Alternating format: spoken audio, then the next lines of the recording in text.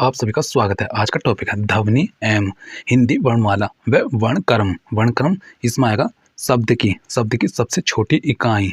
शब्द की सबसे छोटी इकाई क्या कहलाती है? इसका अर्थ है बी वर्ण। शब्द शब्द भाषा की सबसे छोटी इकाई वाणी या ध्वनि कहलाती है। हिंदी में कुल 52 वर्ण होते हैं, जिसमें स्वरों की संख्या 11, मूल व्यंजनों की संख्या 33 है। 2 आयोग वाह अंकुर आने खल्ली, 2 द्विगुण डडमरू डडक तथा 4 संयुक्त वर्ण 6 क्षत्रिय 3 त्रिशूल गज्ञानी तथा स है। भाषा की मूल इकाई है। भाषा की मूल इकाई में आएगा ऑप्शन इसका आएगा बी ध्वनि। ध्वनि है ध्वनि। भाषा की मूल इकाई ध्वनि है। भाषा की पूर्ण सार्थक इकाई वाक्य है। भाषा से छोटी इकाई उपवाक्य है। उपवाक्य से छोटी इकाई पदबंध है। पदबंध से छोटी इकाई पद शब्द। पद से छोटी इकाई अक्षर। अक्षर और अक्षर से छोटी इकाई ध्वनि वर्ण है। उदाहरण, राम शब्द में 2 अक्षर रा में एम 4 वर्ण रे आ में ए है। धातव्य है कि शब्द भाषा की सबसे छोटी इकाई सार्थक इकाई है। सार्थक इकाई। फिर इसमें वर्णों के समुदाय को क्या कहते हैं? क्या कहते हैं? इसका आएगा थर्ड का ए वर्णमाला। वर्णों के समुदाय को वर्णमाला कहते हैं। वर्ण भाषा की सबसे छोटी इकाई होती है। इसके उच्चारित स्वरूप को ध्वनि भी कहा जाता है। वर्ण किसे कहते हैं? इसका आएगा डी व्यवस्थित वर्ण समूह को। वर्ण समूह को। इसमें आएगा व्याख्या में आएगा व्यवस्थित वर्ण समूह को वर्णमाला कहते हैं। हिंदी वर्णमाला में कुल 52 वर्ण हैं। इसमें स्वरों की संख्या 11 तथा मूल व्यंजनों की संख्या 33 है। इसमें आएगा हिंदी भाषा में कुल वर्ण लिपियां हैं। ऑप्शन सी है 52। फिर इसमें आएगा हिंदी भाषा की कुल वर्ण लिपियों की संख्या 52 है। स्वर है 11। फिर है व्यंजन है 5 है। क वर्ग में 5 है। फिर च वर्ग में 5 है। ट वर्ग में 5 है। त वर्ग में 5 है। पै में भी 5 है और अंतस्थ में 4 है। उस में भी 4 है। टोटल 52 वर्ण हो जाएंगे। फिर इसमें आएगा संयुक्त व्यंजन 4 हैं और आयोग 2 हैं। द्विगुण व्यंजन 2 हैं और कुल वर्णों की संख्या 52। हिंदी में ध्वनियाँ कितने प्रकार की होती हैं? ऑप्शन ए 2 प्रकार की ध्वनियाँ होती हैं। फिर इसमें आएगा व्याख्या में हिंदी वर्णमाला में ध्वनियाँ मुख्यतः 2 प्रकार की हैं। स्वर व्यंजन स्वतंत्र रूप से उच्चारित होने वाले वर्ण स्वर कहलाते हैं तथा स्वरों की सहायता से उच्चारित होने वाले वर्ण व्यंजन कहे जाते हैं। वर्णों के कितने भेद हैं? ऑप्शन सी 2 है 2। फिर इसमें आएगा जिनका उच्चारण स्वतंत्रता से होता है और जो व्यंजन के उच्चारण में सहायक होते हैं उसे कहते हैं। ऑप्शन बी स्वर। जिनका उच्चारण स्वतंत्रता से होता है और जो व्यंजन के उच्चारण में सहायक होते हैं उसे स्वर कहते हैं। इनके उच्चारण में भीतर से आती हुई वायु मुख से निर्बाध रूप से निकलती है। हिंदी में स्वर वर्णों की संख्या 11 है। फिर इसमें आएगा जिन वर्णों का उच्चारण स्वतंत्र होता है उन्हें डॉट कहते हैं। ऑप्शन ए स्वर। व्याख्या में आएगा जिन वर्णों का उच्चारण स्वतंत्र होता है उन्हें स्वर कहते हैं। स्वरों की सहायता से बोले जाने वाले वर्ण व्यंजन कहलाते हैं। भाषा के शुद्ध और स्थायी रूप को निश्चित करने के लिए आवश्यक नियमबद्ध योजना को व्याकरण कहते हैं तथा भाषा का क्षेत्रीय रूप बोली कहलाता है। हिंदी वर्णमाला में स्वरों की संख्या डॉट है। रिक्त स्थान की पूर्ति करे। ऑप्शन ए में आएगा 11। हिंदी वर्णमाला में स्वरों की संख्या 11 है जो इस प्रकार है। आसिनार आप्याम छोटे से मिली बड़े से छोटे से बड़े से उन्हें रीस रीसी ऐसे इनक ऐसे एडी और सकली उससे औरत है। फिर निम्नलिखित में से कौन सा स्वर नहीं है? इसमें आएगा स्वर नहीं है। यह आएगा इसका आंसर डी में आएगा पर्सनगत विकल्पों में से ऋण स्वर नहीं है। यह व्यंजन है जो च वर्ण का पंचमा अक्षर है। इसमें कौन स्वर नहीं है? इसमें आएगा डी बै। उपयुक्त विकल्पों में बै स्वर नहीं है। यह एक स्पर्श व्यंजन है। यह पै वर्ग का तृतीय व्यंजन है जिसका उच्चारण स्थान ओष्ठ है। निम्नलिखित में से कौन सा मूल दीर्घ स्वर नहीं है? इसमें आएगा स्वर नहीं है। ऑप्शन डी ओ। इसमें आएगा स्वतंत्र रूप से उच्चारित वर्ण स्वर कहलाते हैं। हिंदी वर्णमाला में 11 स्वर हैं जिनका उच्चारण निम्न है। हास्य स्वर जिन स्वरों की उत्पत्ति दूसरे स्वरों से न होकर स्वतंत्र रूप से होती है वे हास्य स्वर कहलाते हैं। जैसे आसिनार छोटे से ऋषि। इन्हें मूल स्वर भी कहते हैं। इन्हें मूल स्वर भी कहा जाता है। दीर्घ स्वर में आएगा 2 समान मूल स्वरों के योग से निर्मित स्वर दीर्घ स्वर कहलाते हैं। आ प्लस ए कॉमा ई, बड़ी ई में आएगा ई प्लस छोटी ई, तो ऊ बड़ा ऊ आएगा, छोटा ऊ प्लस छोटा ऊ, मूल दीर्घ स्वर है। संयुक्त स्वर, जब दो असमान स्वर परस्पर जुड़ते हैं तो उनके योग से संयुक्त स्वरों का निर्माण होता है। ए, ये आसिनार प्लस छोटी जिमली, फिर ए से एनक में आएगा आसिनार प्लस ए, फिर ओ में आएगा आसिनार प्लस ओ छोटा ओ से होएगा ए प्लस ओ, संयुक्त स्वर है। आते प्रश्नगत विकल्पों में से ओ मूल दीर्घ स्वर नहीं है, यह संयुक्त स्वर है। हिंदी निम्न में दीर्घ स्वर है, दीर्घ स्वर में आएगा, दीर्घ स्वर में ऑप्शन बी बड़ी से ईक। फिर इसमें आएगा निम्नलिखित में दीर्घ स्वर कौन सा है, इसमें आएगा ए आ।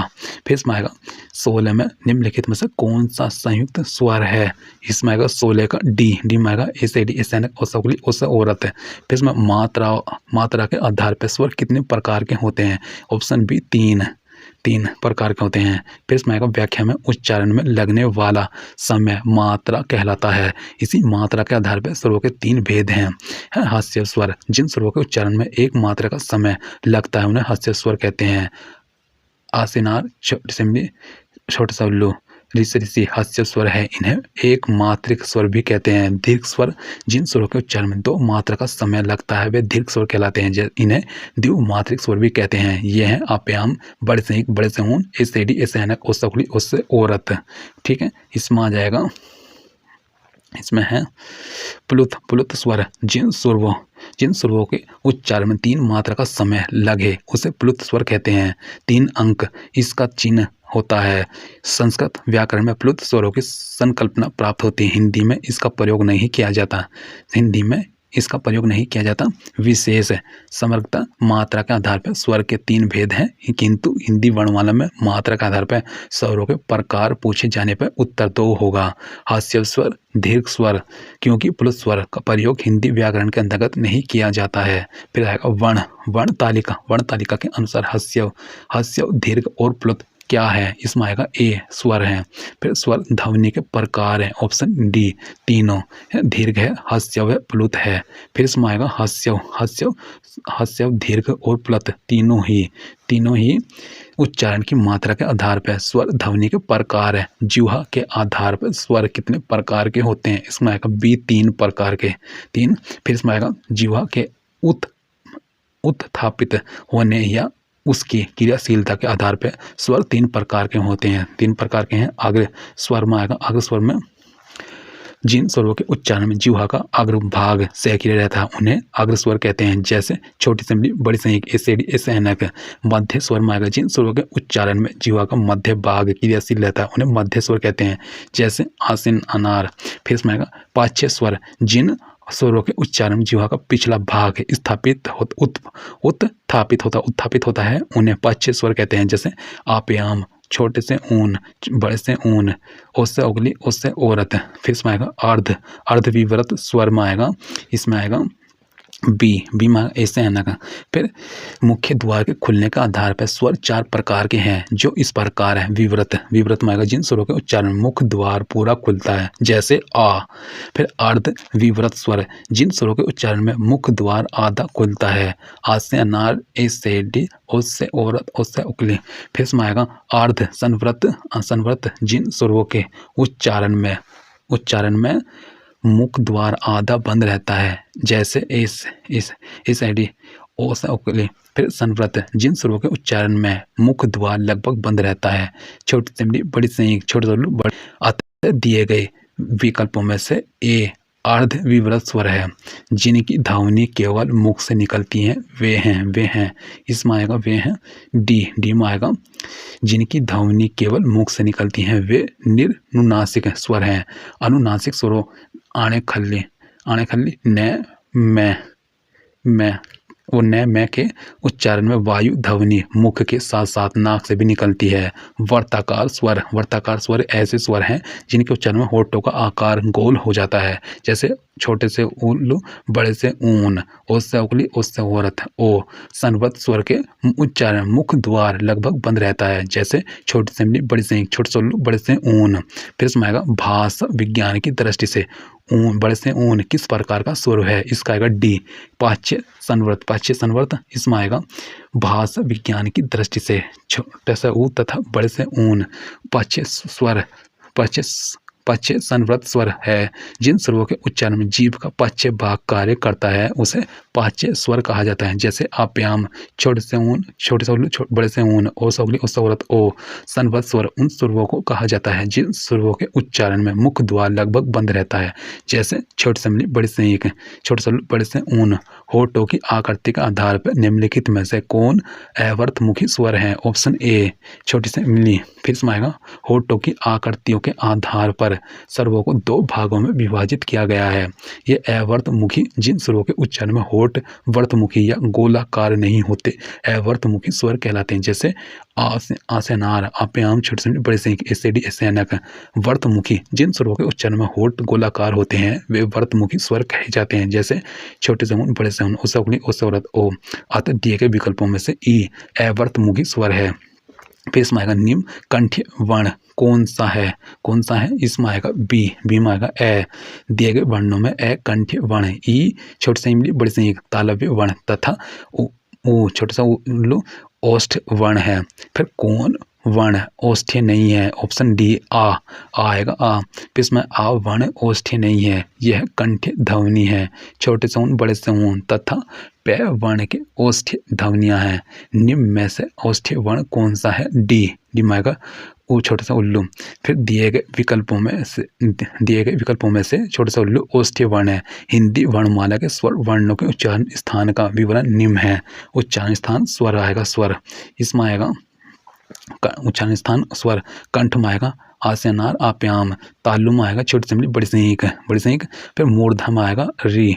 फिर ओष्ठ में आएगा छोटे से उल्लू, बड़े से ऊन। कंठ तालु में आएगा एसैनक, एसैडी। फिर कंठ ओष्ठ में आएगा ओसवली, ओसे औरत। फिर इसमें आएगा कंठ तालव्य कौन सा है? इसमें आएगा 28 का आएगा सी, एसैडी, एसैनक। कंठ तालव्य वर्ण एसैडी, एसैनक है। छोटे से उल्लू, बड़े से उनका उच्चारण स्थान ओष्ठ, रे से का उच्चारण स्थान मूर्धा तथा आसेनार, आप्याम का उच्चारण स्थान कंठ है। कंठ है किस वर्ण का उच्चारण स्थान? कंठ तालु है, कंठ तालु है। इसमें आएगा बी, बी में आएगा एसे एन, एसे डी। फिर ए के उच्चारण में डॉट डॉट और डॉट की सहायता ली जाती है। इसका आएगा रिक्त स्थान हेतु सही विकल्प चुने।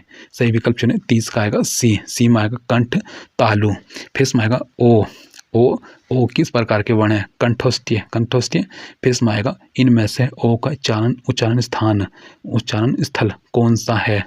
इसका आएगा डी, कंठ ओष्ठ। छोटे से बड़ी से छह चम्मच, छह छाता, जय झा, जय झंडा, आने खली आदि का उच्चारण किससे होता है? इसका आएगा सी, तालव्य से। फिर इसमें आएगा ऐसे वर्ण जिनको उच्चारण में जीवा तालु को स्पर्श करती है उन्हें तालव्य वर्ण कहते हैं। जैसे छोटी से बड़ी से छह चम्मच, छह छाता, जय झा, जय झंडे, आने खल्ली आदि। फिर वर्णमाला का कौन सा अक्षर पुल्लिंग नहीं है? ऑप्शन सी छोटी से बड़ी से व्याख्या में आएगा वर्णमाला का छोटी से बड़ी से अक्षर पुल्लिंग नहीं होता, इनसे स्त्रीलिंग शब्दों का निर्माण होता है। जैसे स्त्री, नदी, बालिका आदि। फिर इसमें आएगा किस शब्द में री स्वर नहीं है? इसमें आएगा 35 का डी, आज। इसकी व्याख्या में आएगा आज शब्द में री स्वर नहीं है, शेष सभी शब्दों में री स्वर की मात्रा का प्रयोग हुआ है। विवरण देखें। कृपा कै हलंत प्लस री प्लस पै हलंत प्लस आप्याम वाला। हाँ। फिर कीर्तन में आएगा कै हलंत, री प्लस से पे भी हलंत है, षटकोण वाला। फिर न पे भी हलंत है। फिर ए अनार वाला। फिर दृष्टि बराबर होगा दे पे हलंत है प्लस री है प्लस से पे भी हलंत है, षटकोण वाला। टे पे भी हलंत है प्लस रे। फिर आज आएगा बराबर में आप्याम वाला। फिर जय पे हलंत है प्लस आ ऐसा अनार वाला। फिर इसमें है 36 में आएगा निम्नलिखित में से कौन से शब्द में री की मात्रा का उपयोग हुआ? ऑप्शन डी में आएगा वृष्टि। इसमें वृष्टि शब्द में री की मात्रा का उपयोग हुआ। यथा वृष्टि व री से टे ई शेष शब्दों में रे व्यंजन के अलग अलग रूपों का प्रयोग हुआ। फिर निम्नलिखित में से कौन से शब्द में अनुनासिकता है? अनुनासिकता है, इसका आएगा डी में आएगा संभालना। निम्नलिखित में से संभालना शब्द में अनुनासिकता है। अनुनासिक स्वरों की विशेषता है, इनके उच्चारण में वायु नाक से कम मुख से अधिक निकलती है। हिंदी में यह विशेषता चंद्रबिंदु के रूप में दर्शाई जाती है। चंद्रबिंदु प्राय तद्भव रूपों में प्रयुक्त किया जाता है। एक से अधिक वर्णों के मेल को कहते हैं। एक से अधिक वर्णों के मेल को कहते हैं। इसमें आएगा सी व्यंजन एक से अधिक वर्णों के मेल को व्यंजन कहते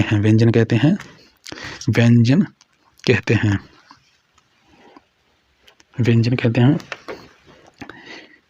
इसमें आएगा एक से अधिक वर्णों के मेल को कहते हैं। इसका आएगा सी व्यंजन। एक से अधिक वर्णों के मेल को व्यंजन कहते हैं, अर्थात व्यंजन वर्णों का उच्चारण स्वरों की सहायता से होता है। प्रत्येक व्यंजन में स्वर दिया रहता है। जैसे कै हलंत प्लस ए बराबर क्या आ गया, ख हलंत प्लस ए ख आ गया। फिर इसमें आ गया हिंदी वर्णमाला में व्यंजनों की संख्या है।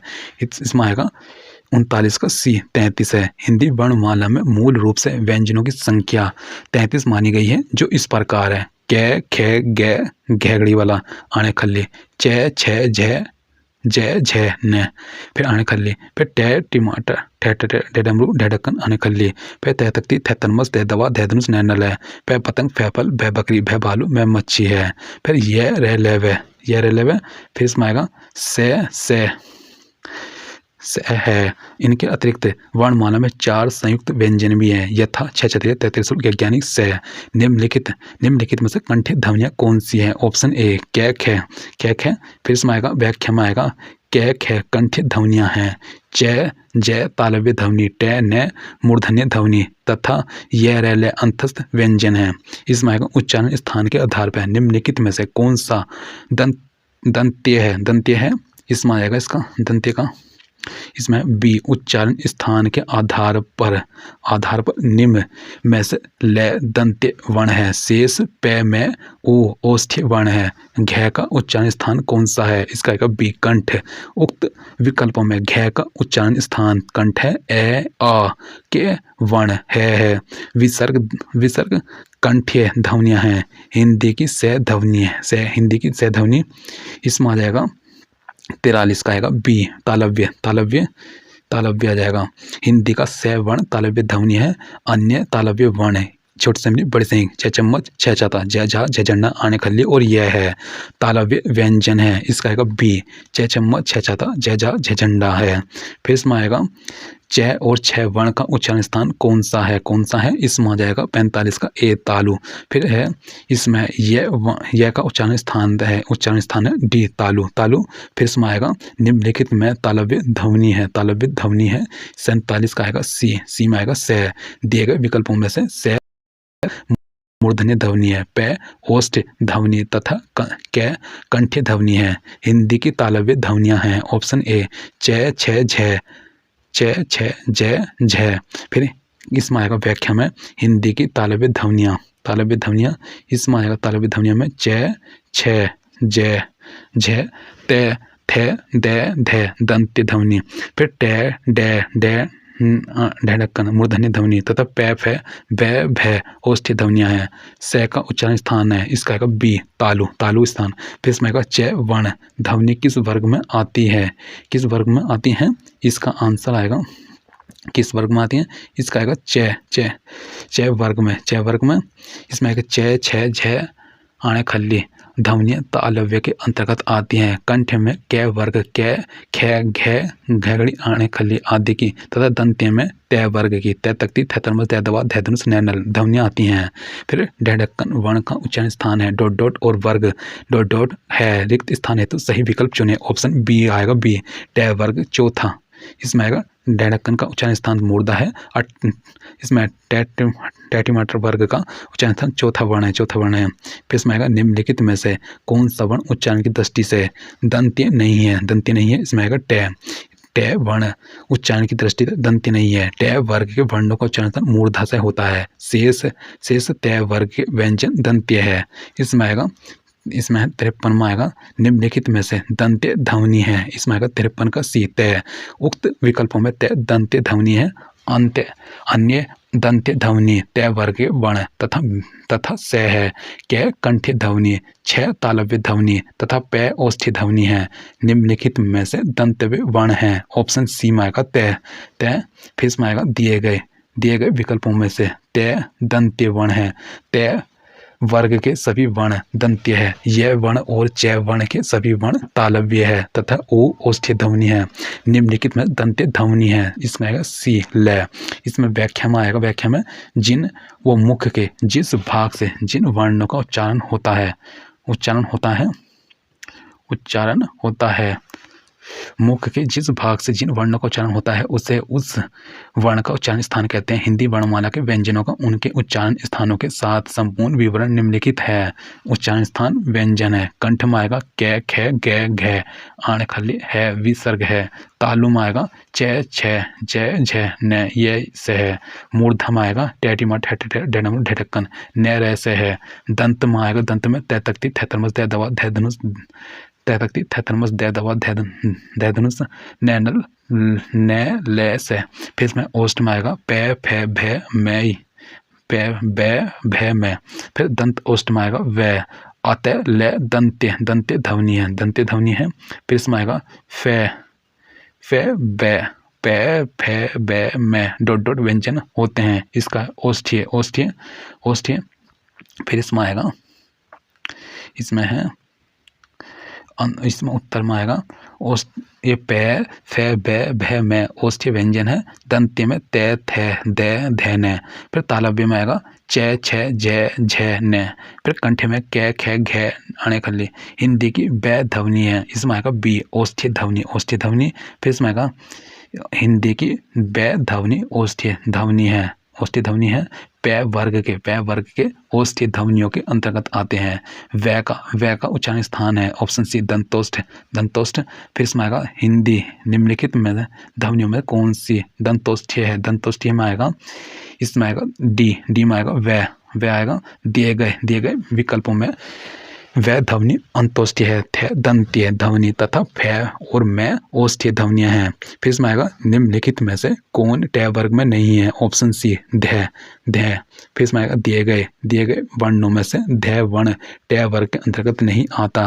हिंदी वर्णमाला व्यंजनों के 5 वर्ग हैं तथा प्रत्येक वर्ग में 5 व्यंजन शामिल हैं। इन वर्गों का नाम वर्ग के पहले वर्ण के अनुसार रखा गया। जैसे क कंठे भी कहते हैं, जैसे क कबूतर, ख खरगोश, घेंगुला, घेगड़ी, आणे खल्ली। ये च वर्ग, इसे ताल्लु कहते हैं। जैसे च चम्मच, छ छता, जय झा, जय झंडा, आणे खल्ली। फिर ट वर्ग मूर्धे कहते हैं। मूर्धे ट वर्ग को टैटी माटे ठेठे डेनमु ढेढक आणे खल्ली। फिर त वर्ग इसे दंत कहते हैं। दंत त वर्ग में त तक्ति थेतरमस दय दवा धय धनुष नैना लगा। प को ओष्ठ कहते हैं। प फ भ मैं। फिर 5 वर्णों के इन्हीं व्यंजनों को स्पर्श व्यंजन नाम दिया जाता है। इनमें से कौन सा वर्ण स्पर्श व्यंजन नहीं है। इसमें आएगा 61 का डी यह वर्ण स्पर्श व्यंजन नहीं बल्कि अंतस्थ व्यंजन है। शेष सभी स्पर्श व्यंजन ध्वनियां हैं। सभी स्पर्श व्यंजन कौन से वर्ग में है। ऑप्शन सी में आएगा क च प द। इसमें आएगा, इसकी व्याख्या में आएगा क च प द सभी स्पर्श व्यंजन है। अन्य विकल्प के सभी वर्ण स्पर्श व्यंजन नहीं है। निम्नलिखित में अंतस्थ व्यंजन कौन सा है। वह अंतस्थ व्यंजन। इसमें आएगा दिए गए व्यंजनों में वह अंतस्थ व्यंजन है जिन वर्णों का उच्चारण स्वर और व्यंजनों के मध्यवर्ती होता है। वे वर्ण व्यंजन अंतस्थ व्यंजन कहलाते हैं। हिंदी वर्णमाला में यह तालव्य र, मूर्धन्य ल, दंत्य तथा व अंतोष्ठ 4 अंतस्थ व्यंजन हैं। इनमें यह तथा व अर्ध स्वर भी कहे जाते हैं। फिर निम्नलिखित में से अंतस्थ व्यंजन कौन सा है। इसका आएगा बी यह। इसमें आएगा यह अंतस्थ व्यंजन है, इसे अर्ध स्वर भी कहते हैं। फिर इसमें व का व्यंजन है। इसमें आएगा बी अंतस्थ व्यंजन में आएगा यह रेले व। उसम व्यंजन में आएगा से है। फिर महाप्राण में आएगा प्रत्येक वर्ग का दूसरा चौथा व्यंजन है। घोष में आएगा वर्ग का पहला दूसरा तथा से तीनों से आएंगे। फिर में है ये रे ले वे किस किस किस व्यंजन, इसमें आएगा किस व्यंजन, किस प्रकार के व्यंजन है, इसमें आएगा बी अंतस्थ। हिंदी में व्यंजन वर्णों की संख्या 33 है। ये रेलवे अंतस्थ व्यंजन है, जबकि उसम व्यंजन से है। स्पर्श व्यंजन के कैसे मैं तक होते हैं, इनकी संख्या 25 होती है। आयोग वाह में हमसंगूर तथा आणे खल्ली को शामिल किया जाता है। फिर इसमें आएगा हिंदी वर्णमाला। हिंदी वर्णमाला में अंतस्थ व्यंजन कौन से हैं, इसमें आएगा 67 का बी में आएगा ये रेलवे व्यंजन। और इस व्यंजन का वर्गीकरण ये रेलवे ये अंतस्थ व्यंजन है। ये स्पर्श व्यंजन तालव्य है। ये से तीनों प्रकार के से और है उसमें व्यंजन है। फिर क्षत्रिय त्रिशूल ज्ञानी से है, ये संयुक्त व्यंजन है। उसम व्यंजन कौन सा है, इसमें आएगा है।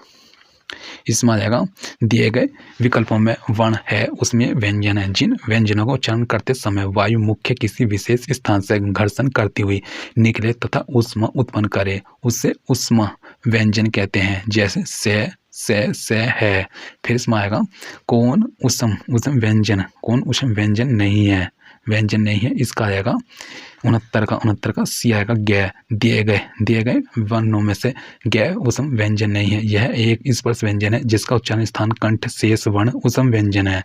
फिर अंतस्थ और उष्म वर्ण कितने हैं, इसमें आएगा कितने के बाद आएगा कितने का बी है। बी अंतस्थ व उष्म वर्णों की कुल संख्या 8 है। हिंदी वर्णमाला में कुल 52 ध्वनियां हैं, जिनमें से 4 अंतस्थ व्यंजन तथा 4 उष्म व्यंजन है। ये रे ले वे वर्ण अंतस्थ व्यंजन तथा से है उष्म व्यंजन कहलाते हैं। दो व्यंजन जब एक साथ मिलते हैं तो क्या कहलाते हैं, इसका है संयुक्त व्यंजन। फिर इसमें आएगा संयुक्त व्यंजन के बाद जब दो व्यंजन एक साथ मिलते हैं तो उनके योग से निर्मित व्यंजन संयुक्त व्यंजन कहलाते हैं। हिंदी वर्णमाला में 4 संयुक्त व्यंजन को स्थान प्राप्त है। 6 को कै हलंत प्लस से, 3 को है तैर हलंत प्लस रे, फिर ज्ञानी को जय हलंत प्लस न, फिर से को आएगा से हलंत प्लस रे। फिर इसमें आएगा इनमें से कौन सा संयुक्त व्यंजन नहीं है, इसमें आएगा फे नहीं है। फिर 33 वैज्ञानिक से संयुक्त व्यंजन, जबकि फे स्पर्श व्यंजन है। फिर इसमें आएगा निम्नलिखित में संयुक्त व्यंजन कौन सा है, इसमें आएगा बी में आएगा ज्ञानी। इसमें आएगा एक संयुक्त व्यंजन है जो जय हलंत प्लस न वर्णों के संयोग से बना है। ढ स्पर्श व्यंजन, ढ द्विगुण व्यंजन तथा आणे खल्ली नासिकीय व्यंजन है। 6 वर्ण किसके योग से बनता है, इसका आएगा ए कै हलंत प्लस से। 6 वर्ण कै प्लस है 66 कोण के योग से बनता है। फिर इसमें आएगा 6 ध्वनि में किसके अंतर्गत आती है, इसमें आएगा सी संयुक्त व्यंजन। 6 ध्वनि संयुक्त व्यंजन के अंतर्गत आती है। यह ज्ञानी वर्ण किन वर्णों के संयोग से बना है, ऑप्शन बी में आएगा जय हलंत प्लस न। फिर इसमें आएगा वैज्ञानिक वर्ण जय हलंत प्लस न वर्णों के संयोग से बना है। फिर हिंदी वर्णमाला में कुल कितने आयोग वाह है, इसका आएगा 2 है। हिंदी वर्णमाला में कुल 2 अनुस्वर अविसर्ग के चिन्ह। फिर इसमें आयुग्वा होते हैं। आयुग्वा का अर्थ है योग न होने पर भी जो साथ रहे। ये ध्वनियाँ ना तो स्वर है और ना ही व्यंजन, परंतु इनका प्रयोग स्वरों की सहायता से ही किया जाता है। इनका जाति योग ना तो स्वर के साथ है और ना ही व्यंजन के साथ, इसलिए इन्हें आयुग्वा कहते हैं। फिर